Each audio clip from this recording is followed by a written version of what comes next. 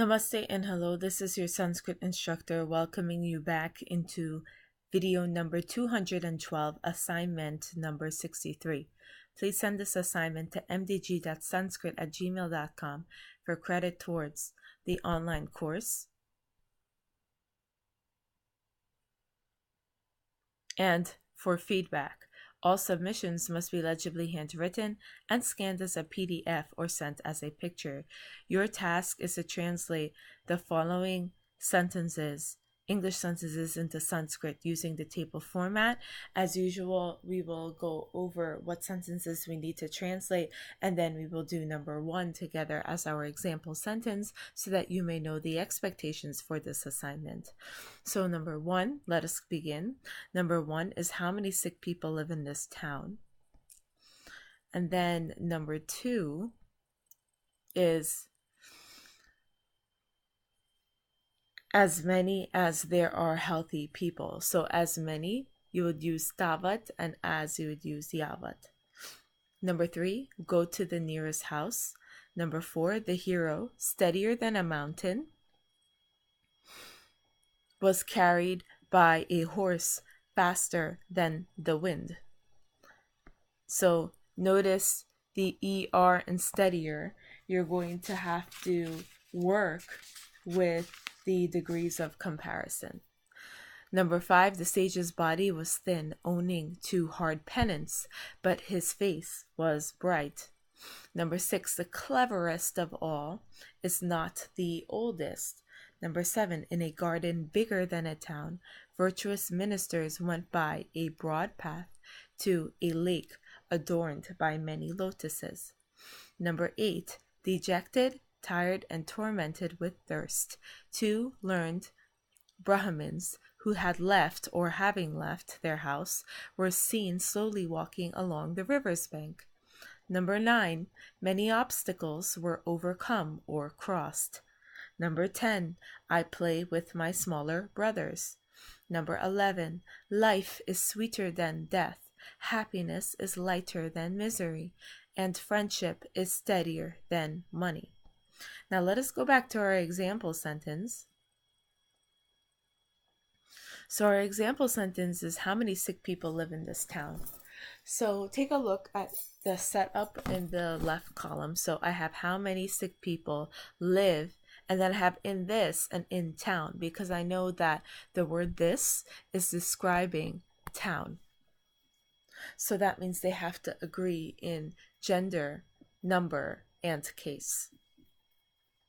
So let us start with how many. So the word for how many is kiyat. It's nominative plural masculine. It has to be declined like dhimat, these types of adjectives.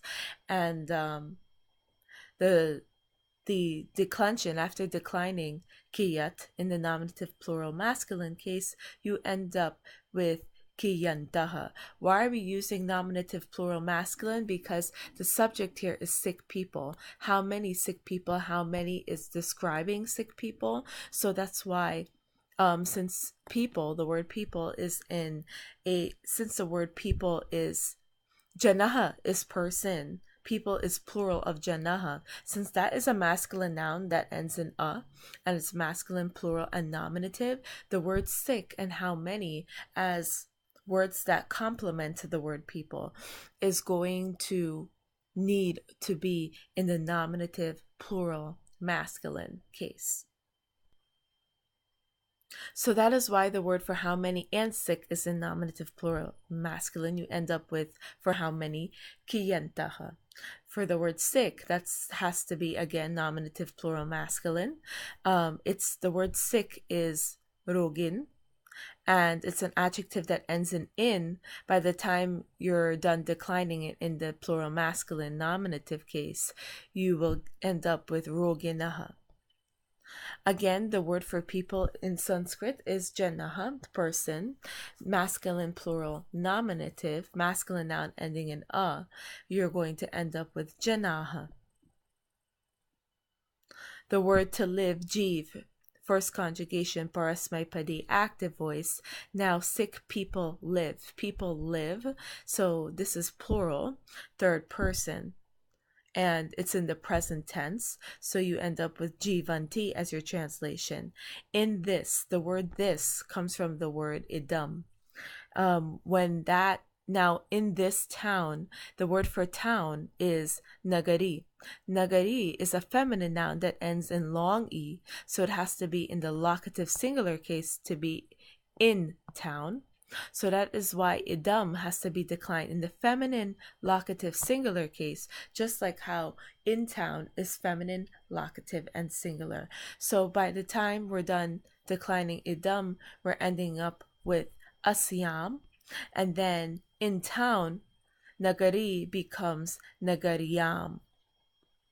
Now that we have all of the sentences, well, not the sentences, but the vocabulary together, according to the grammar, now it is an appropriate time to put the sentences, the words, in the order that I desire. So I want to start off with kiyantaha.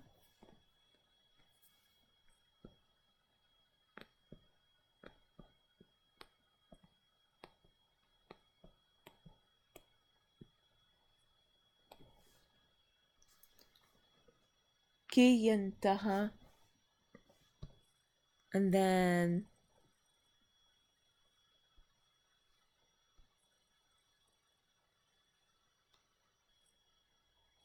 I want to put nagariyam.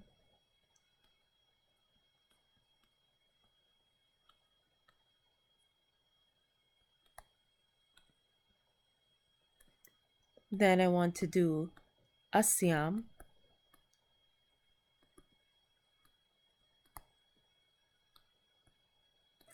Then after asyam, then I want to put in the words roginaha janaha.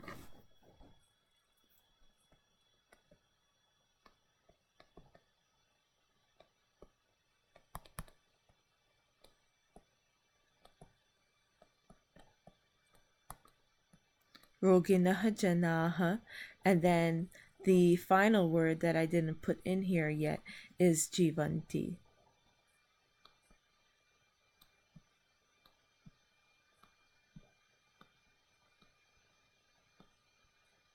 Okay. So I have kiyantaha nagariyam asyam roginaha janaha jivanti. So when a visarg is preceded by an a and followed by a soft consonant, this visarg is going to turn into an o. Nagariyam, asyam could be joined together to fulfill each other. And then we have roginaha, janaha. So roginaha, again, when a visarga is preceded by an a and followed by a soft consonant, this is going to turn into an o.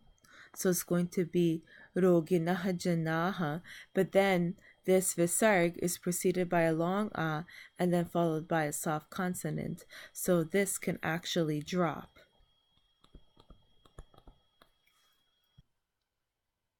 So what we actually end up with here is kiyanto,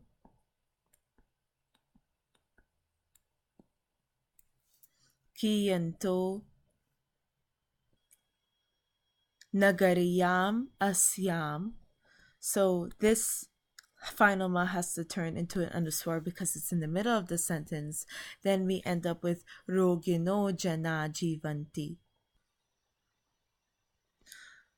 So we have kiyanto. This is kiyanto nagariyam asyam rogino jana jivanti. So this is our final answer with the Sandhi rules applied. This is a complete translation of the sentence. And with that, this is your Sanskrit instructor signing off with a namaste.